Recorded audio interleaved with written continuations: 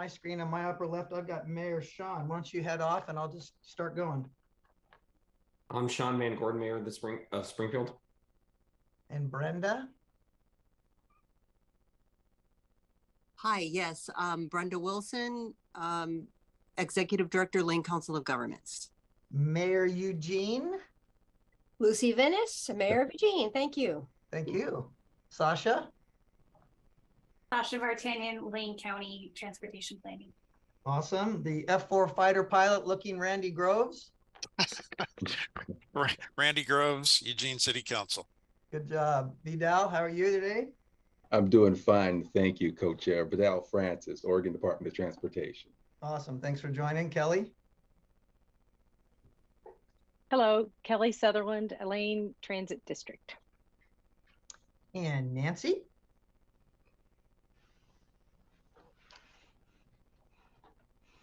Nancy, looks like you're muted still. There. Now I'm There you unmuted. go. Sorry about that. No worries. Nancy Bell, Mayor of Coburg.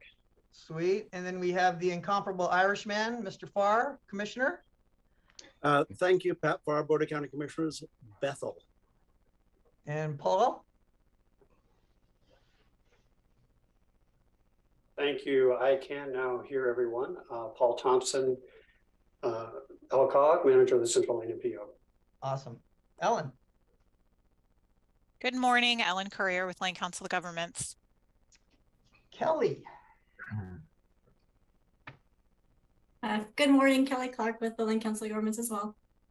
Sweet. And of course, we have Metro Television. I know Neil's probably up there, doesn't want to introduce. How about John? John Marshall, Coburg Planning Commission. Sweet. Delaney? Hello, everyone. Assistant Transportation Planner for LCOG. Great. Tom? Tom Schwetz, LTD. And Andrew? Andrew Martin with LTD. Good. Dan? Dan Collister, LCOG. Sweet. And Sandy?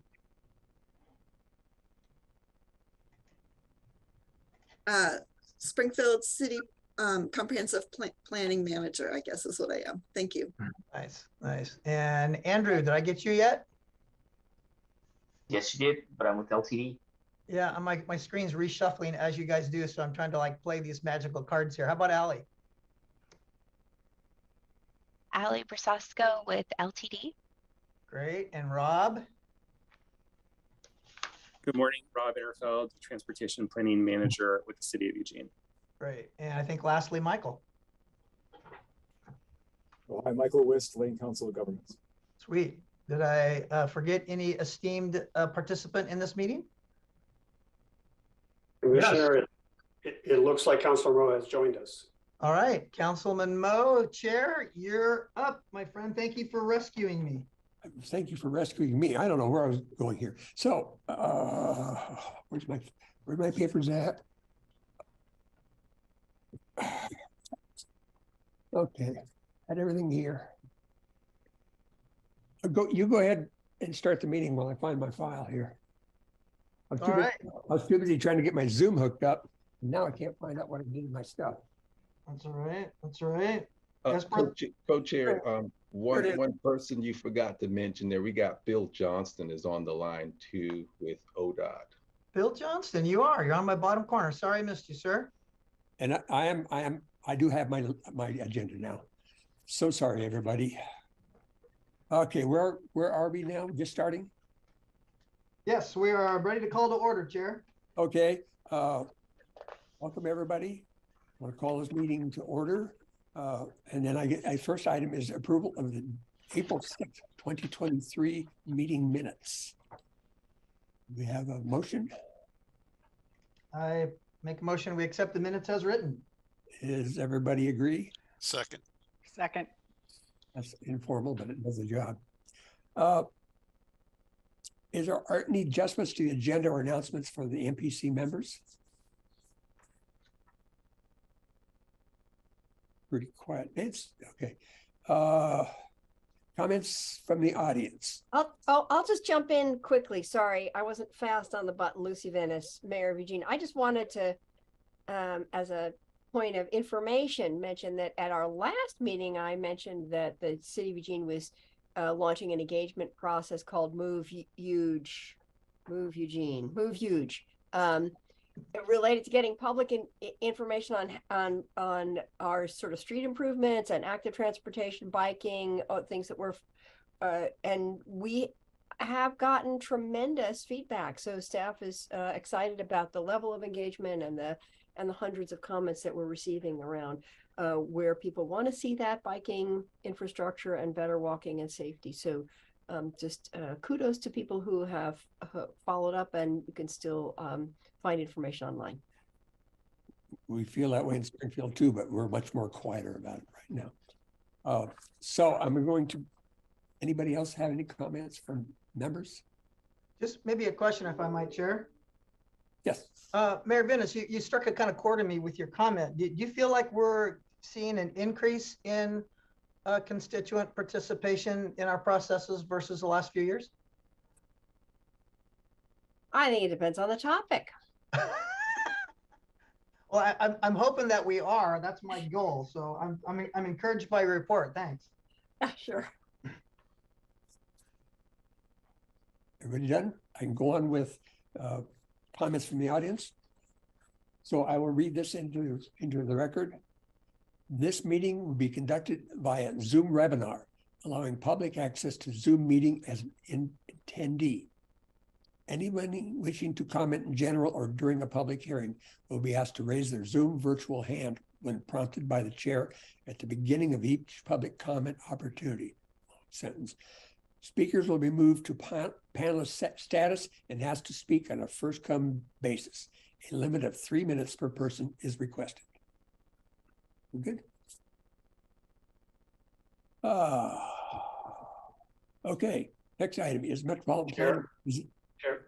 Yes, sir. Excuse me, there is somebody wishing to speak during public comment. So I have. You do that now? Okay. I have moved Rob Zako up to panelist status. And Rob, if you're ready, please proceed. Rob, I never heard of you before. Thank you, Paul. Thank you, Chair Mo. Thank you, members of MPC. I am, of course, Rob Zako, Executive Director of Better Eugene Springfield Transportation. And as you have an agenda item later today about CFEC, I want to make some general comments, not specifically about that action later this morning. First of all, CFEC, the Climate Friendly and Equitable Communities, terrible acronym. I don't know who came up with that. It's a terrible concept of whatever. Whatever your thoughts are on climate change, the idea is that we don't want everybody driving cars all the time. If you could imagine no public transportation, no walking or biking in our community, and everybody who went to the U of O drove and parked, we would have chaos in our community. All of us have an interest in making sure that not all of us have to drive all the time. And that's really what CFEC is about. And we support that, and we appreciate that you do as well. We know that the specific rules have caused a lot of heartburn. I want to say that and I'm speaking here as a member of the Oregon Climate Action Coalition, a statewide coalition of nonprofit advocacy groups, environmental, transportation, land use, equity. We're not crazy about the rules either. That said, we support having rules because we've found that waiting for local governments to take action on their own is a long wait, and having the state push to make that happen is a good thing. And we see that that's going to move forward. That said, of course, there needs to be funding for this. We were disappointed that Governor Tina Kotek did not, in her budget, propose any funding for CFEC. Just so you know, we've been lobbying to have some funding for that and see that as critical, of course, for moving this forward.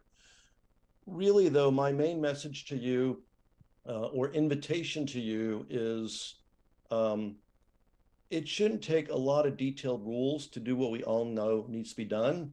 We want people to have options. We don't want people driving so much. We want to invest in public transportation, walking and biking. We want to have less parking so we have more affordable land. And so forth. These are things that we know how to do. And my invitation to you is, yeah, keep an eye on the rules that's necessary, but really figure out what needs to happen. If you were in charge, what you want to do, share that with us. And we would love to lobby to change the rules to line with the Central Lane MPO being a leader. Nobody's ever combated climate change successfully in the history of the human race. It's not like the folks in Salem are experts on this, and they're not on the ground. You all are. You know what's going to work, what's not. Figure out what you want to do, and let's make the rules align with that. Thank you very much.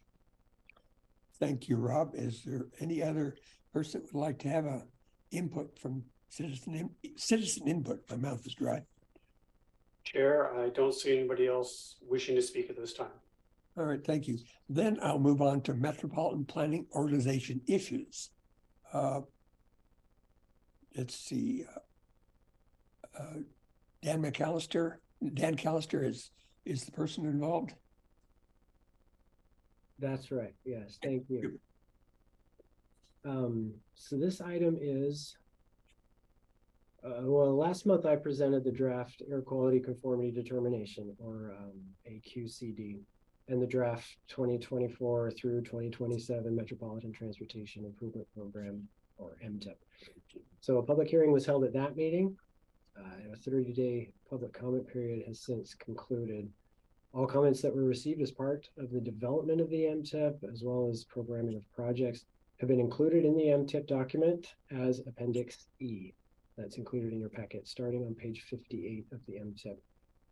I will, however, provide a very high-level summary of those comments. I'll say the comments and testimony that we received are supportive of the funding proposals that were approved by this committee last summer, as well as the region's primary funding considerations when those were updated a year ago, also by MPC, and generally supportive of the MTIP, AQCD, and the LTD program of projects.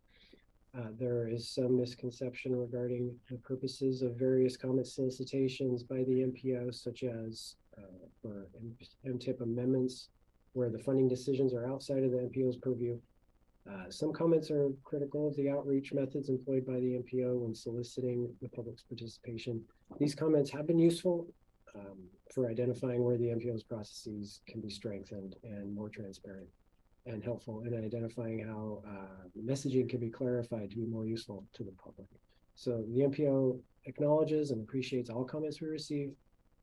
These comments are especially helpful actually at this time, because the MPO is currently working to develop an update to our public participation plan, which essentially defines the process for providing all interested parties with reasonable opportunities to be involved in our planning process. So the Transportation Planning Committee, or TPC, reviewed the comments, and on April 20th, they recommended MPC to approve the resolutions to adopt the AQCD and the MTIP.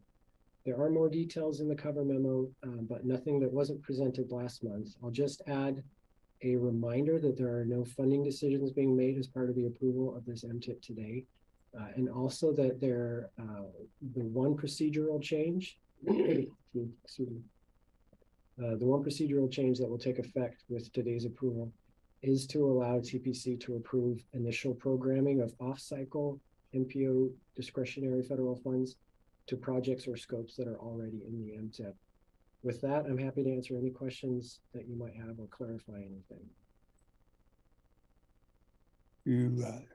Anybody have anything to say about that? It appears this is an action requested. That's right. And my stuff is really screwed up here, by the way. So I don't have the proper words to say about that. Can somebody help me with that? Anyway, we're going to approve the resolutions for 2023 and 2023-03. 2302, 2023-03. Mixed up. Can somebody help me with that? The motion we're looking for is to approve resolution 2023-02 and 2023-03. Correct. Okay. Can I ask a question, please? Yes. So this is Nancy Bell from Coburg, and Dan, correct me if I'm wrong here, but on page 62 of the document that you provided, it lists funding that was at least penciled in. Is that true? Oh, so Well, that's in the public comment section. Okay, all Yeah. right. So I will hold my question then. Thank you. You bet. Andy, see now, I've asked for a motion to approve it. I move we approve resolutions 2023-02 and 2023-03 adopting the AQCD and the 2024-2027 MTIP respectively. I would second that. Thank you. All in favor of the motion, say, or raise your hand, say aye. Aye. Don't see any hands. Any opposed? Pretty good. So motion is approved. Thank you. Next item is the fiscal year 24, fiscal year 25 Unified Planning Work Program. And appears that Ellen Courier and Paul Thompson will be giving that. That's correct. This agenda item is considering adoption of the Unified Planning Work Program, which is our annual work plan. I gave a presentation last month that covered the key planning and programming products that the MPO will work on this year. And I included the PowerPoint presentation in the packet for reference. We held a public hearing at our April MPC meeting, and the Transportation Planning Committee moved to adopt the UPWP at their April meeting. There are two minor changes to the draft that you're reviewing in this packet. There were some changes to the special projects category, just some updates from staff for those projects, and an updated funding table based on new information that we received from ODOT. So those are the two changes for the draft from last month. I'm happy to take any questions about that you might have. Okay, how about you, Paul? Chair, the only comment I will add is that, as I mention every year, after adoption, we may need to further adjust the funding table. It is just a budget, and ODOT occasionally provides us modifications to the budget as we go through the fiscal year, and ODOT likes to see those updated and the current budget posted. So even though we're asking for your approval as it stands today, just want to clarify that that may be adjusted in the future. I have to apologize here. I'm trying to bring the actual agenda up on my phone because I can't see it on my screen. Can I just ask what page is the budget where there are changes? Could you just point out what? Yeah, well, maybe Paul can highlight what the changes are, and I will find the page number and put it in the chat.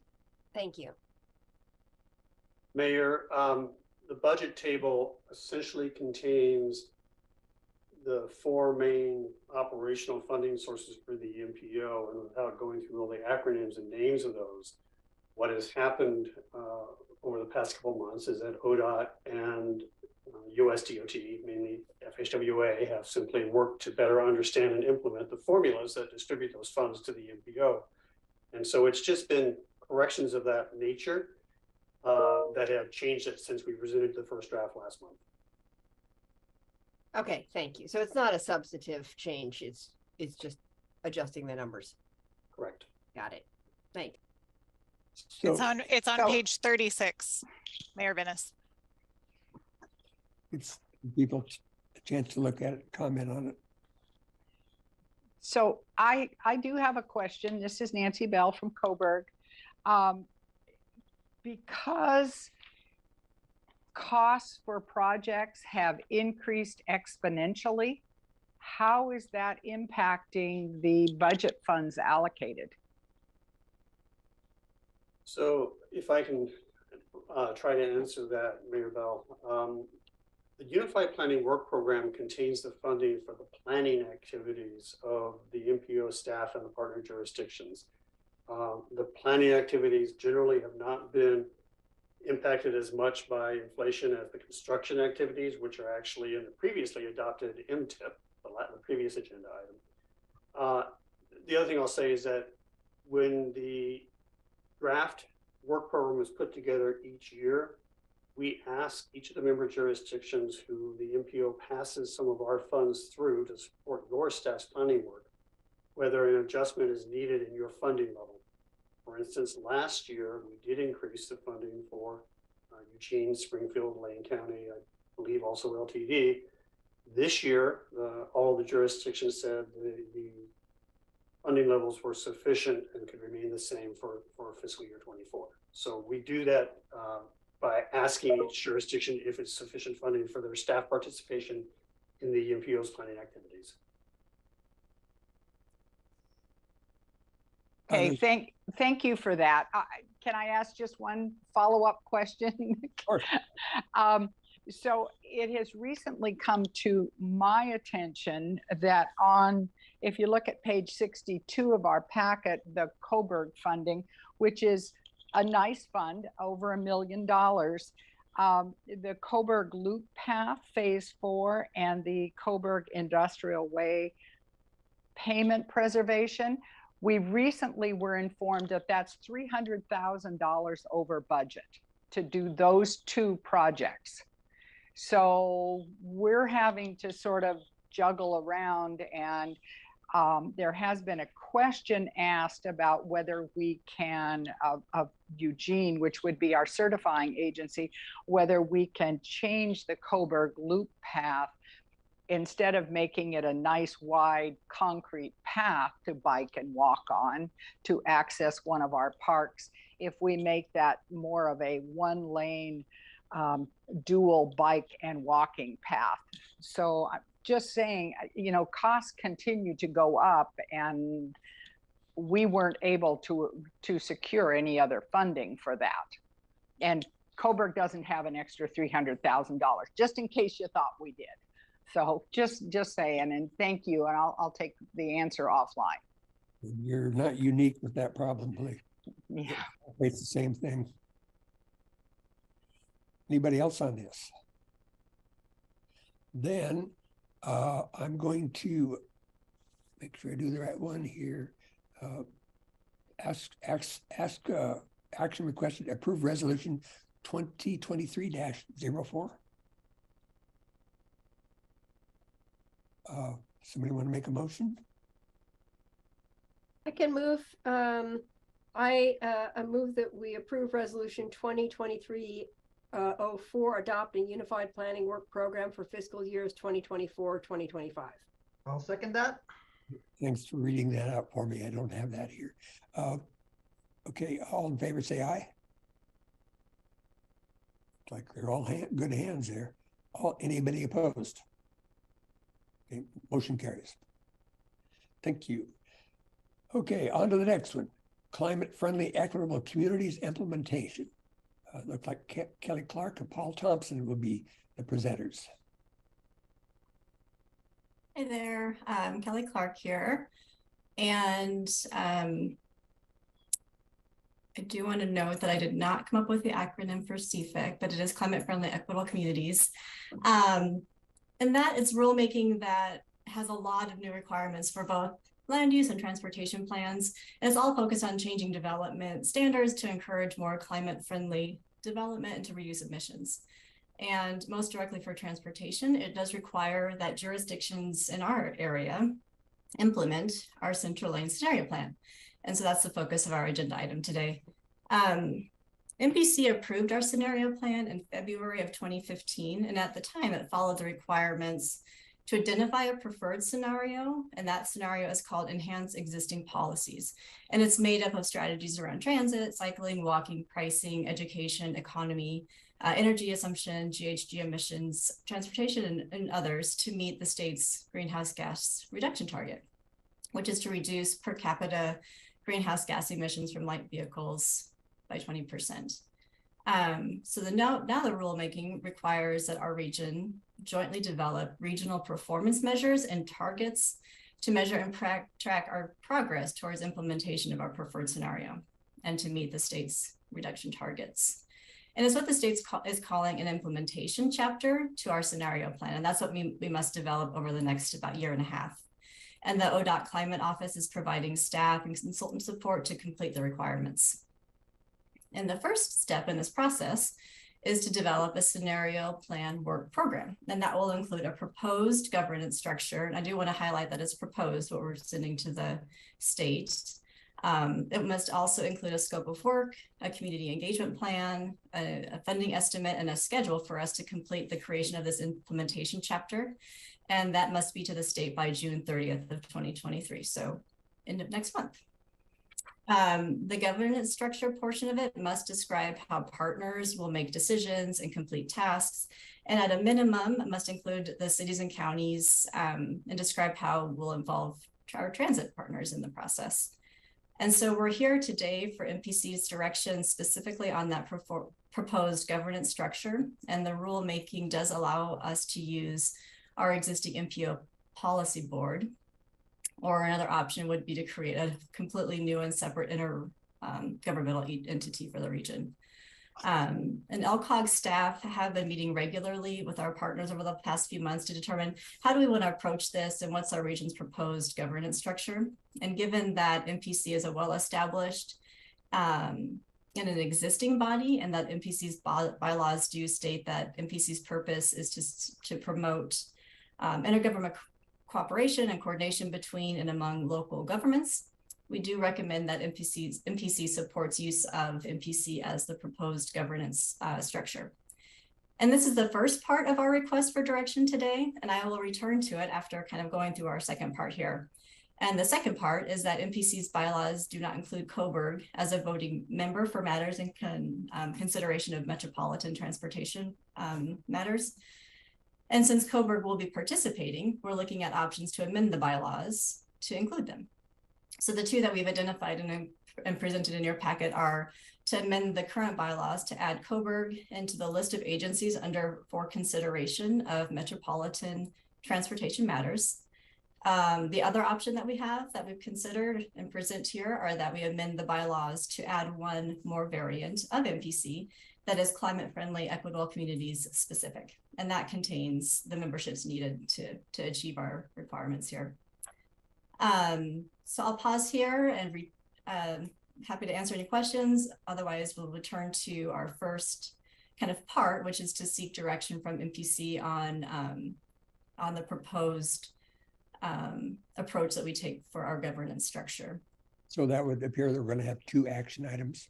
I think we can do one action item. I just wanted to break it down into two kind of include card, I guess into that. Yeah.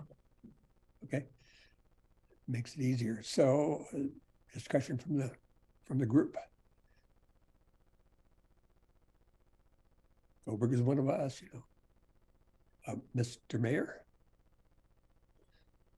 and Mayor Venus, sorry, Mayor Venus and Mayor Van Gordon.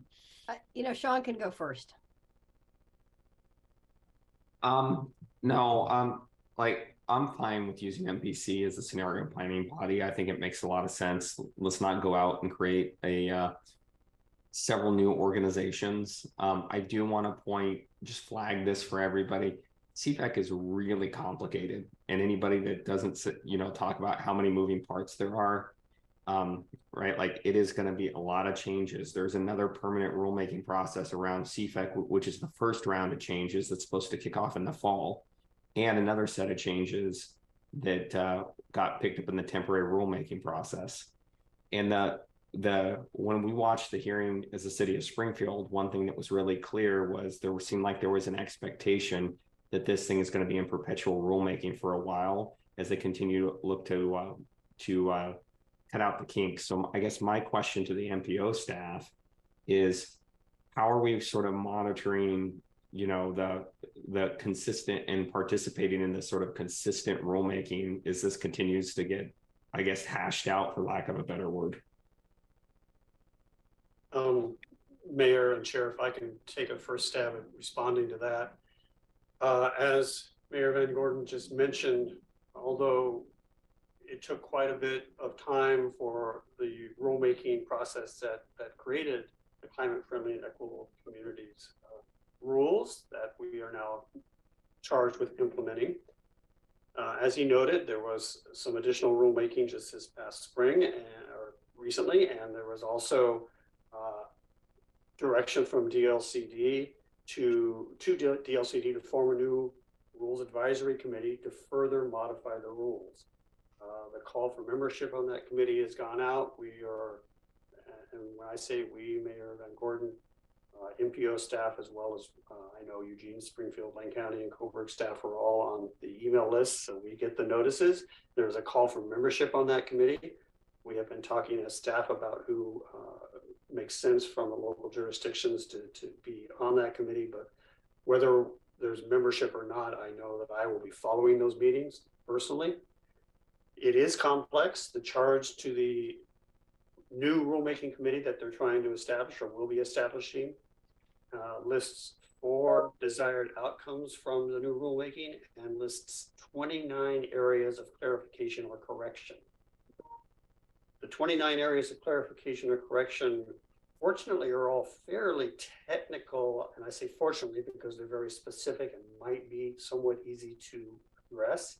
But I also think, depending on how long it takes to get through those 29, it could affect the 1.5 to 2 year work program that we're talking with you about today. Because part of the work program today, ultimately, over the next 1.5 to 2 years that LCOG is assisting you with, is to set up performance measures and targets. And it will be difficult for us to finalize targets and to model those outcomes and how they can be achieved until we know how some of these technical things are being defined and clarified. So all I can say, Mayor, is that we are, we being Ellie and myself in particular, as well as Eugene and Springfield staff, are staying in touch with ODOT and DLCD staff. We are just finishing a scope of work and a draft contract with ODOT for LCOG's assistance, and I fully expect ODOT to be flexible and to allow for extension and amendments as needed to keep us engaged, even if it does take longer than anticipated. Yeah, well, I appreciate you making that comment. Like I said, I think this is going to be something that's going to take a lot of time, and it's going to go a lot slower than what people expect. And I just want to put a flag on that. In the hearing, when the commission talked about those 29 technical recommendations, there was an acknowledgement that we could find ourselves in the same place in 2024 with another 29 technical recommendations. And as a policy board, I think it's really important that we consistently tell DLCD that, like, this is going to cost time, this is going to take time and money, right? Like, there's not my frustration with the state here is they want people to do the work before it's clear what we're even supposed to do. And I think it's worthwhile to say that, you know, we're going to create a, you know, and point out places where we're going to create a lot of rework as we get into this. Mayor Venice? Yeah, thank you. I'm glad I waited to hear what Mayor Van Gordon had to say, because I think that's really important. And you know, it makes, given all of that complexity, it makes so much sense that the MPC should be serving as this intergovernmental body. Anything we can do to sort of streamline our own process here is going to make a lot of sense to us, given how complicated this is. And I think, you know, hearing testimony from Rob Zako about we have opportunities to help guide that process or call for simplification of those rules, and this body, you know, is equipped to do that. So I appreciate this recommendation from staff that this is how we should proceed. It makes a lot of sense. Comments for other members? It appears this is not an action item. It's maybe requesting feedback on the structure. And is that good enough for now, Paul? Chair, if I can just ask that, you know, we ask for certainty that everybody generally agrees that MPC is the correct body.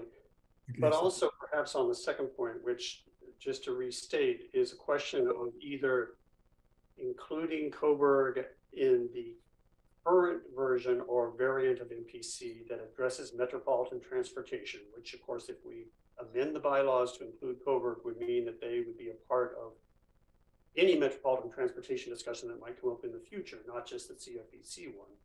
Or the second option, which is to create yet another variant of MPC to address only CFEC. Then this is maybe not an action item, but almost an action item. Is that what you want? Well, really what we're asking for is what you would like us to propose, and as Kelly correctly stated, is our proposed governance structure to the state due by the end of June. Assuming that we move forward with that direction today and the state accepts the draft governance structure, then we would certainly come back to you later with the actual action items to amend the bylaws or anything else as needed. This, we need input from the committee members. Oh, sorry, got one more name up there. Randy Groves. Thank you, Chair. Normally, I agree. I like the simple solution to these things, but I think in this case, it makes sense to go ahead and just make a formal motion, and then there's clear direction, and we've got a record to go back to check on. And I'm happy to try and take a stab at putting those two issues together in a motion when the time's right. Okay. Next person is Vidal. Yeah, I was just going to simply say, referring back earlier to what Paul mentioned, I think that with as far as Coburg is concerned, a collective body together sounds much stronger and much more beneficial. So bringing them in as one, I think, is probably an awesome direction. I'm good with that. Pat Farr. Thank you, Chair Moat. I'd just like to say that I would concur with Chief Groves' analysis, and I'll stand by if I'm quick enough to make a second. He hasn't made a motion yet, has he? I'm ready when you are. Okay, I think we're ready. I move to approve MPC as the proposed governance structure for the scenario planning work program and direct staff to include Coburg in governance structure via amendments to the MPC bylaws. I'll second. Notice I paused for a second. Any discussion? I saw a hand go up there. Okay. I think that's a good motion. So I'll call for all that approve. Raise your hand, say aye. Aye. Aye. Anybody opposed to it? Okay. Good job. That's much more clear now. Thank you. Okay, next item is Bike Month. May is Bike Month. And Ellen Currier from ALCOG is going to give us presentation. No audio. Can't hear you.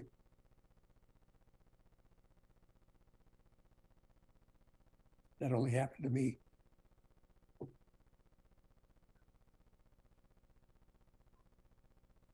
You hear me now? We got you. Okay, I don't know why, but my headphones decided to stop working. It'll be a brief information only presentation, and I am going to share my screen. So if you could give me a thumbs up when you can see it, that would be helpful for me. You're good. Okay, great. All right, so many of you are familiar with May is Bike Month, but we wanted to bring this to you all just so that you're reminded of all the hard work that your staff are putting into it and potentially participate in some of the amazing events that have been scheduled this month. We as a region have been coordinating this event for about 8 years. It's a collaboration between many of our agencies and the University of Oregon, Cascadia Mobility, as a way to highlight biking in our community. And I will put a link to the website so you all can check out all the full events, but I did want to highlight some key things to look for this month. We do have free bike share available. So if you haven't tried bike share yet, or you know of somebody who hasn't tried it and would like to, this is a great time to do it. It's free all month. You do have to register before the 15th of May, and you can find that information for the code on the website. So it's a great way to try it out and see if it's a good fit for your needs. We also have a bike festival called Film by Bike that's hosted by the University of Oregon. It's a series of short films, and then we also have speakers from people in our community who are organizing amazing things around biking. So it's a great opportunity to hear about things internationally, but also what's happening locally.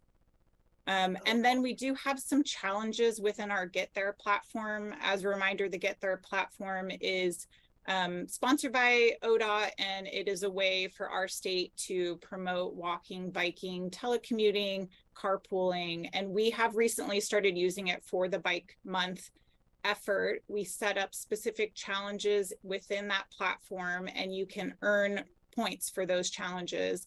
And we have incentives from local businesses for people who participate in these challenges.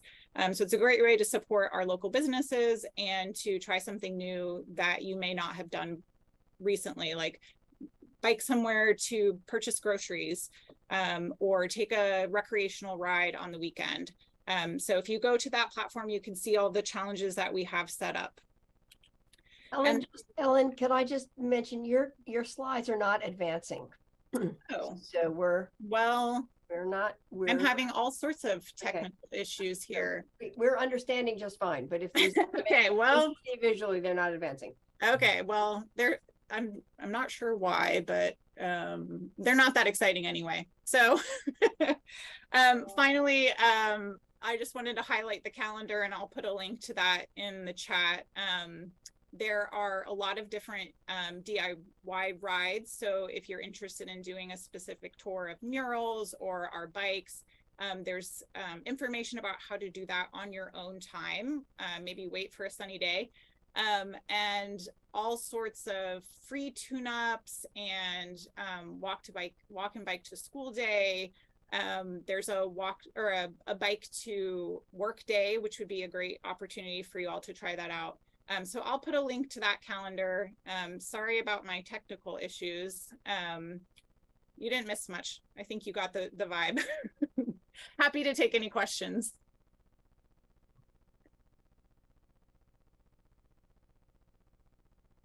Helmet hair don't care. I don't know, Sean Van Gordon, I don't know what that means. No hair. Okay. Hey, Steve, I just want to say, I telecommute. Bike to work today is probably not something I want to participate in. It's hard to ride the bikes down the stairs. Some people do it.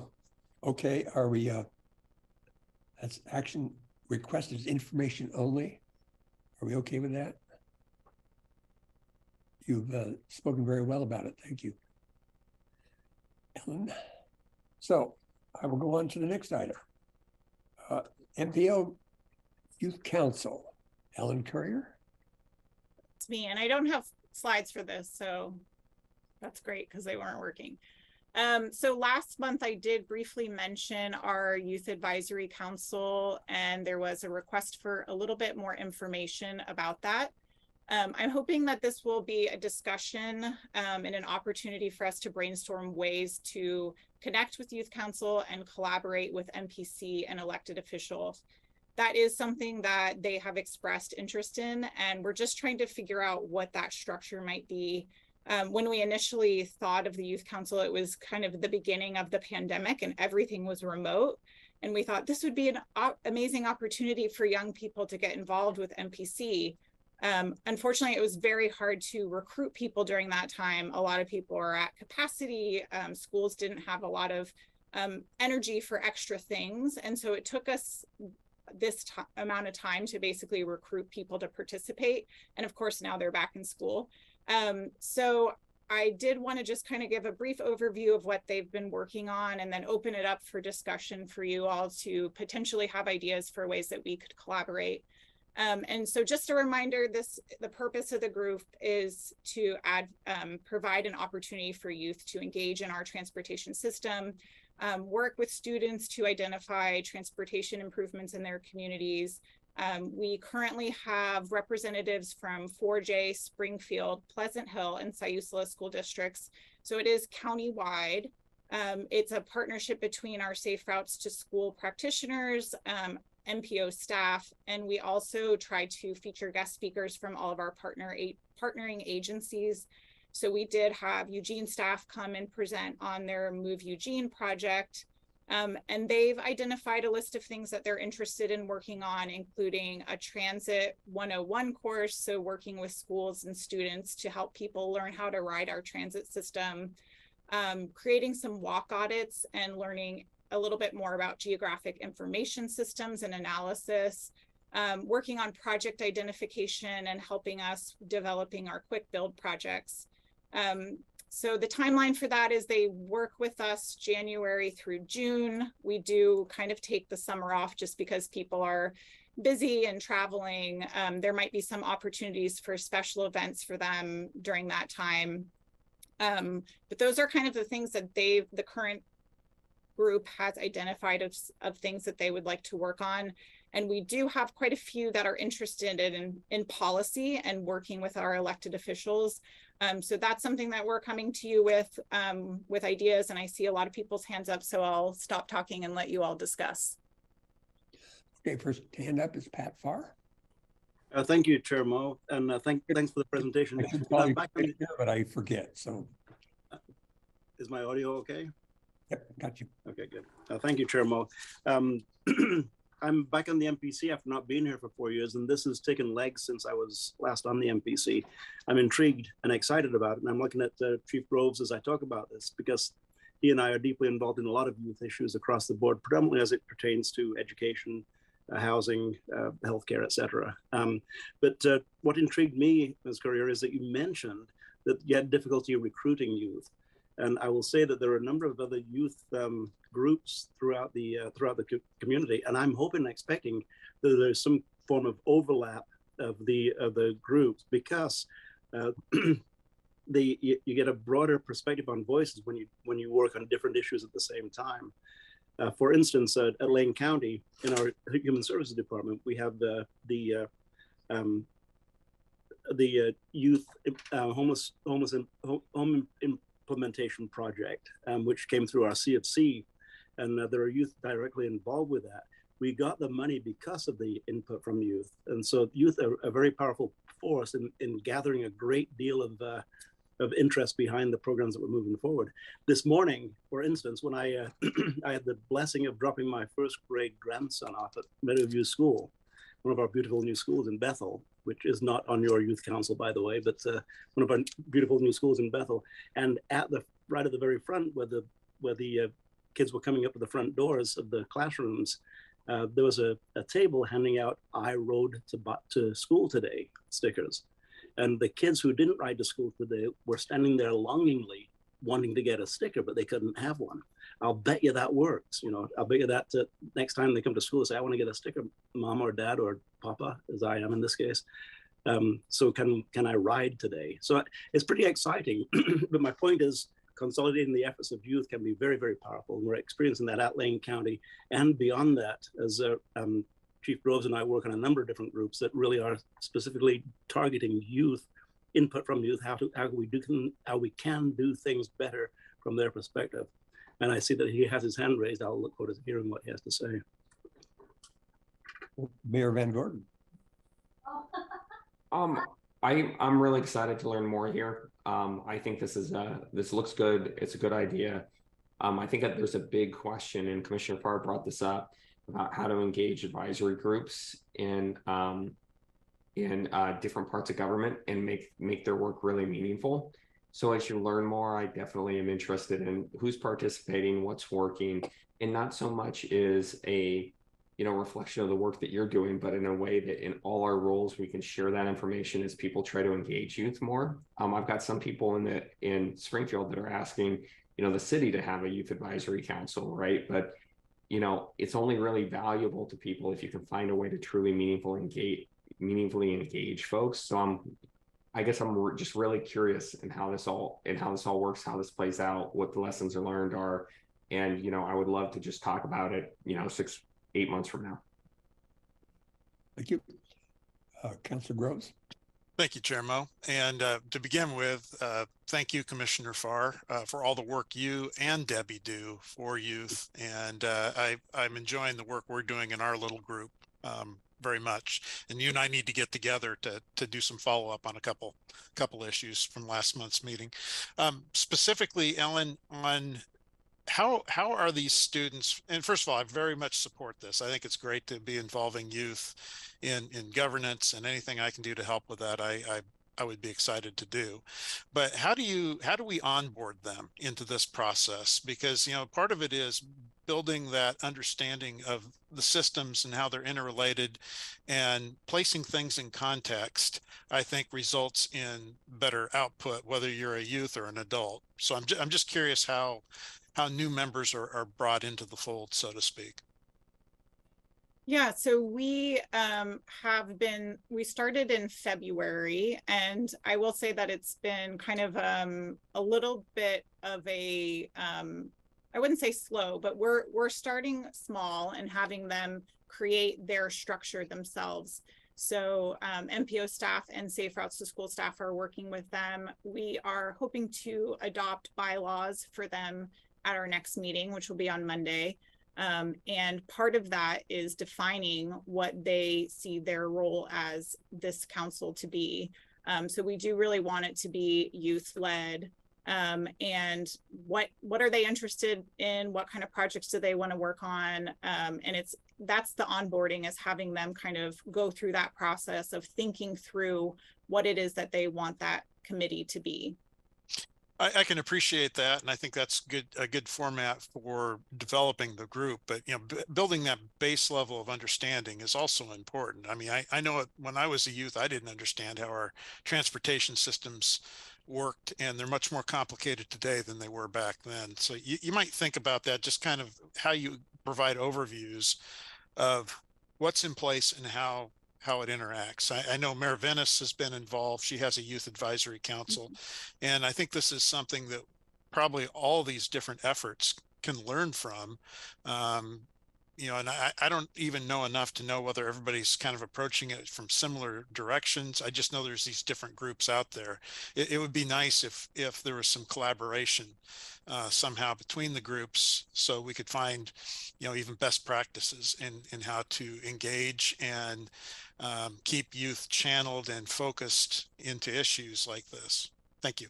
Yes, we have talked about doing some sort of collaborative meeting with all the different youth engagement groups around. I think we need to figure out where all of those are before we do that. And I don't even know if we're necessarily the right place to be organizing that, but at least having an opportunity to converse with them would be really helpful. And then I just wanted to say that I also didn't really know that much about local government when I was a high school student, but I think I've been genuinely really surprised at how knowledgeable our youth participants are.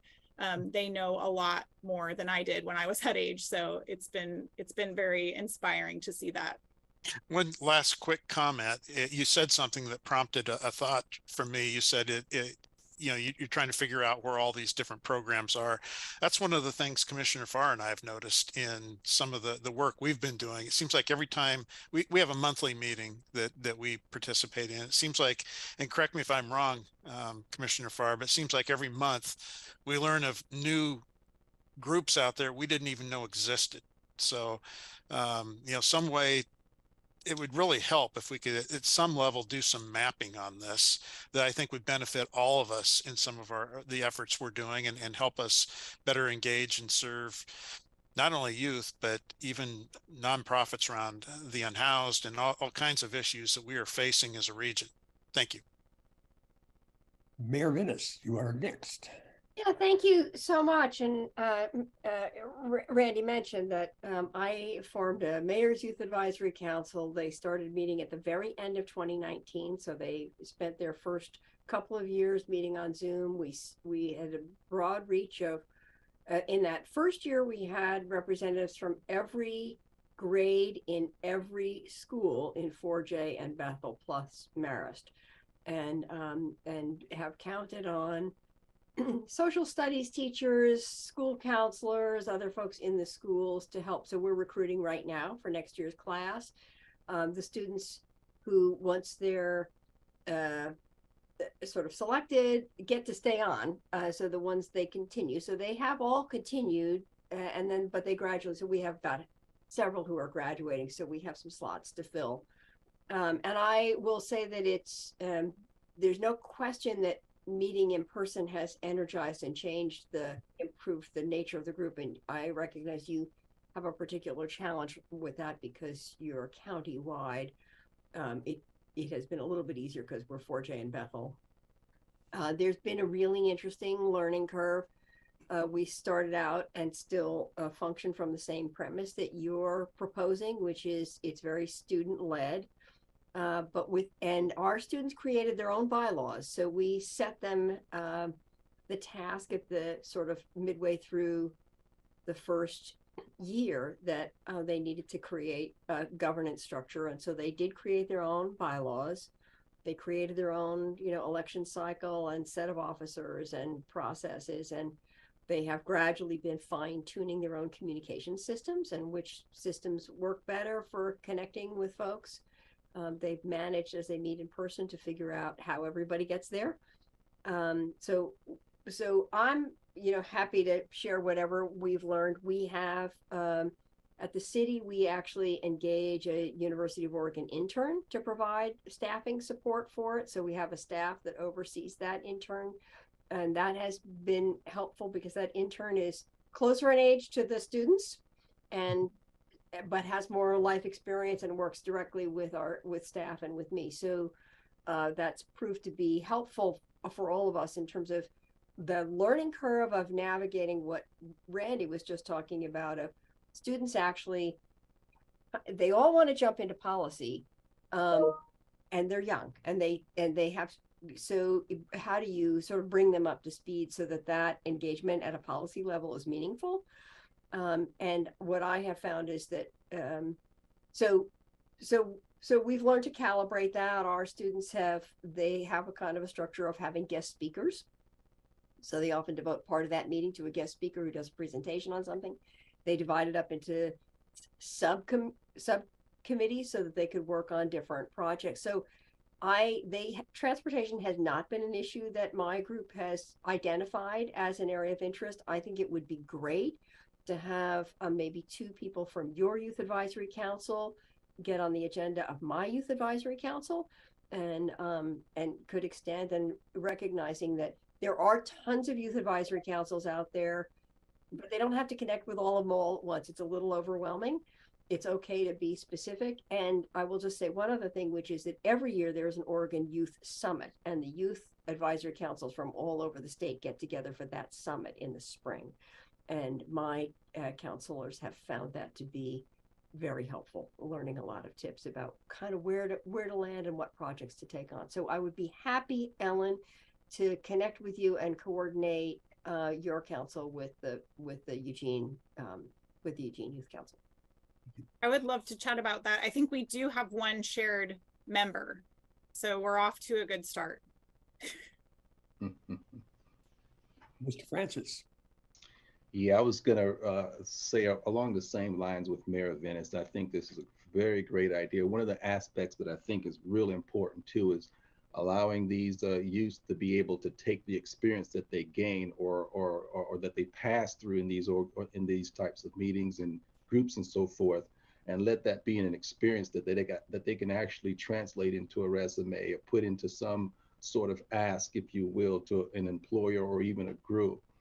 The second thing I wanted to say was let's also think about youth, reaching out to youth that would be in some of the what I would say more non-traditional locations. I'm thinking about maybe foster groups, foster homes type facilities. Again, normally we think of schools, larger type organizations, but there are other places, venues where even in some cases, specific church gatherings that could happen, that they may have fairs or so forth, because there are some youths that are out there, they don't really realize or recognize how local government actually impacts them, because they may be sheltered or they may be hidden in some respects from the greater society, if that makes sense. So having that ability to actually touch youth that are in those non-traditional places, I think is important as well.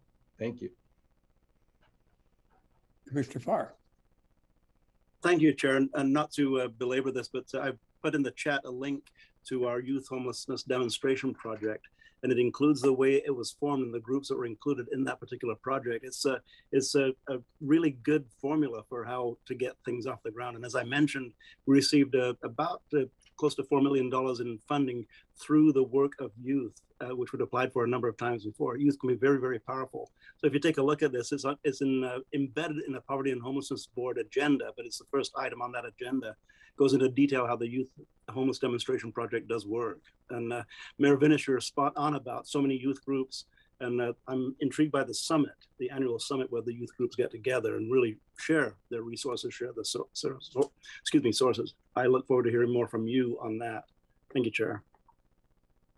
Anybody else want to speak to it? Ellen Courier, I want to let you know this subject's really got a lot of attention. So, and I wanted to thank Commissioner Farr for sharing that information.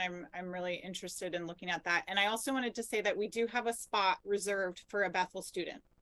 So we're actively recruiting for a Bethel student. I have dinner every night with one of their board members. I'll mention that. Okay, great. Thank you. Mr. Francis, you're up. Yeah, I was just going to briefly add to with that, Ellen. I'm happy to come up and and I know it's mainly focused on youth, but if you need a presenter to come and talk about some of the things that we do at ODOT that impact youth, I'm happy to come and have that discussion with the group, and even with Mayor Venice, with your group as well. Because I think too, as we bring these younger folks together to talk about some of these things, really, they're looking for that shining example of what they can become or what they can see in themselves with us adults who are there, and how we have impacted the society that we are in. And if they can see those experiences, I believe that will go a long way, at least in their journey as they move forward. Thank you. I don't see any more hands up. This item is action requested information only. Ellen, do you think we were headed in the right direction for you? Absolutely. That was a great conversation, and sounds like I have lots of people to connect with for future collaboration. So appreciate your input. This is an item that got a lot of attention, so that's a good thing. So I will move on to the next item, which is legislative update. Paul Thompson.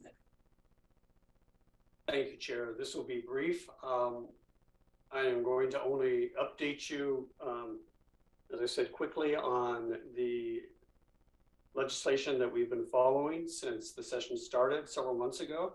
I will say that the legislation has been narrowed down quite a bit because a couple of the legislative deadlines have hit, and that has weeded some bills out that aren't moving forward anymore. Unfortunately, also yesterday, the Senate hit a bit of a roadblock and is stalled. I haven't heard today whether they got back to business yet or not. But I'm concerned that the loss of at least a day, if not more, plus the loss of perhaps some relations could jeopardize further partisan work on, or work on bills that we're still waiting to see if they will move forward. There is some good news, however. So I'll start with House Bill 2095, which is the bill we've talked about before that would allow local jurisdictions to operate photo radar and would allow local jurisdictions to change speed limits in increments of 10 miles per hour. That bill has now fully passed both the House and the Senate and is at the governor's desk waiting signature. And it's also been clarified that this will enable jurisdictions to operate both mobile and fixed photo radar. So that bill has passed. One of the other bills that we've spent a lot of, or relatively spent a lot of time talking about is House Bill 3113, which we refer to as the Great Streets Bill, the bill that will provide funding for improving safety and increasing access to walking, biking, and transit on the state highways that serve as community main streets. That bill is still technically alive. However, after its public hearing on April 6th, it has not been scheduled for further action yet. So it's one of those that's sort of hanging in the balance. We think it can still move forward, but until it gets scheduled for further action, that is still tenuous. Let me scroll down the list here. I will say that the bill that we've mentioned a couple of times, which would have suspended the implementation of the CFEC rulemaking that we talked about a little earlier today appears not to be moving forward at all. I don't think it's going to make it through this session successfully. That may be actually in reaction to the fact that, as we talked about, LCDC not only further modified the rules, but set up a new rulemaking committee to do further work on improving the rules. So perhaps they sort of avoided the legislative mandate by taking that action.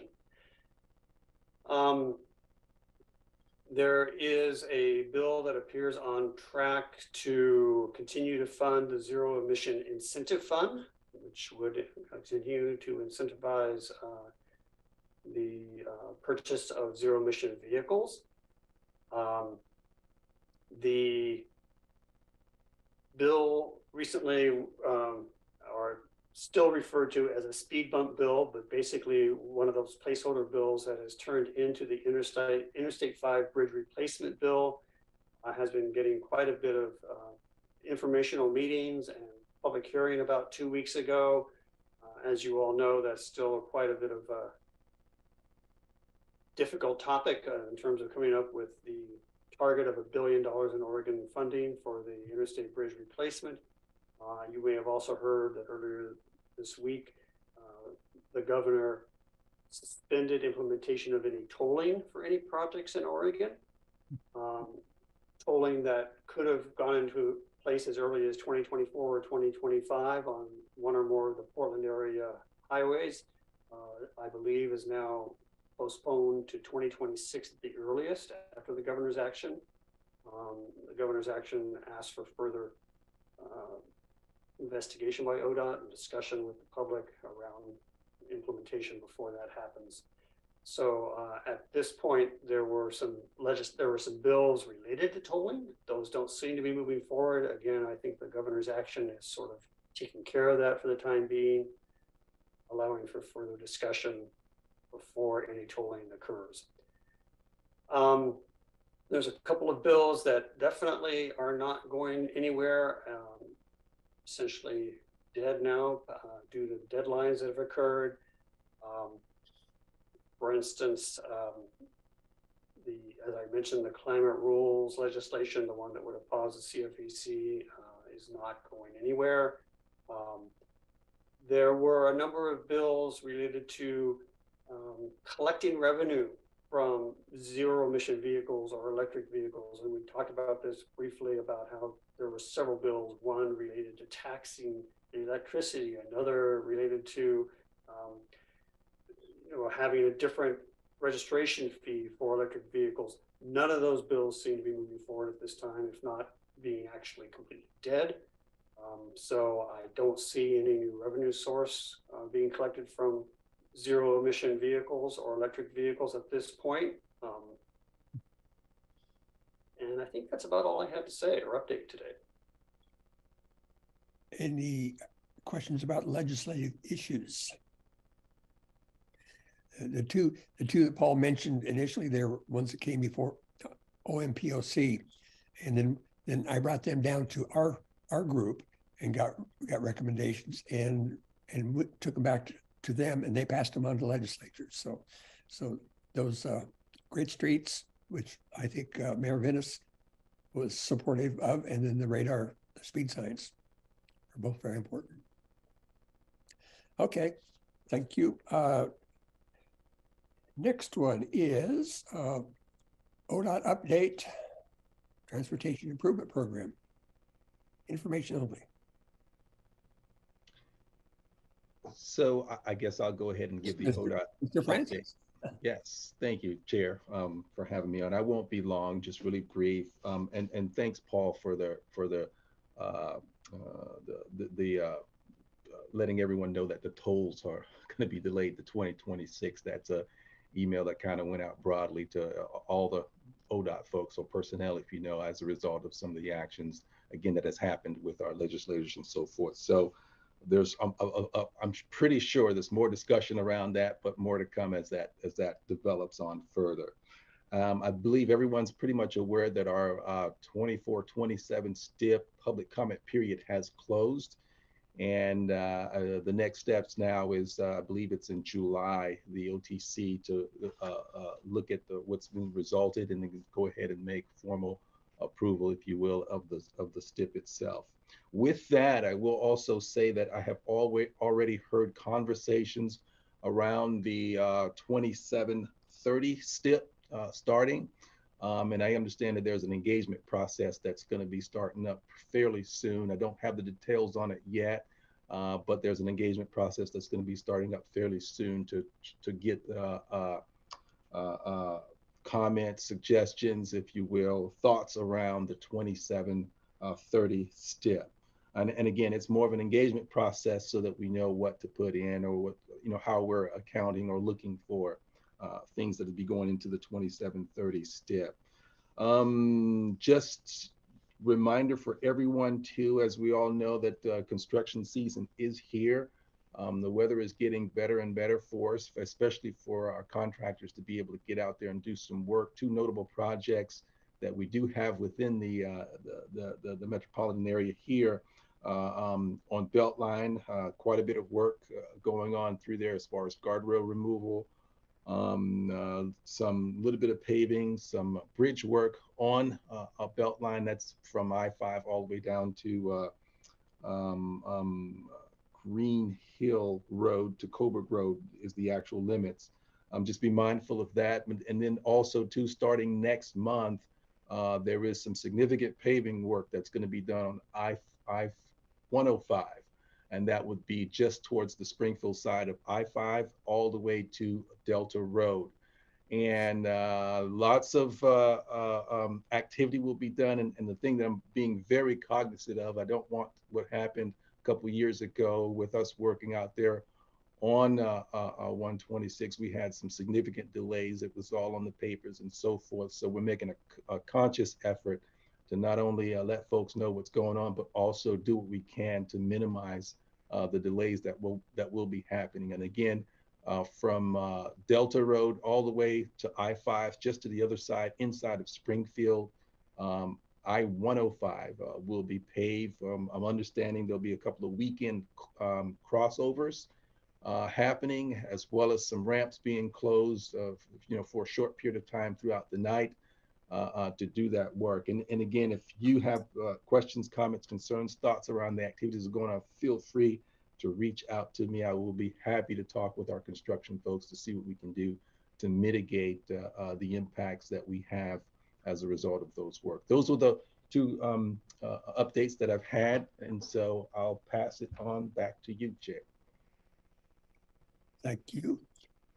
That was a nice quick presentation compared to the ones you've done before, so I'm not going to. Okay. Next steps, agenda building about the future. Any ideas that people want us to look at in the future? Okay, Paul Thompson. Thank you, Chair.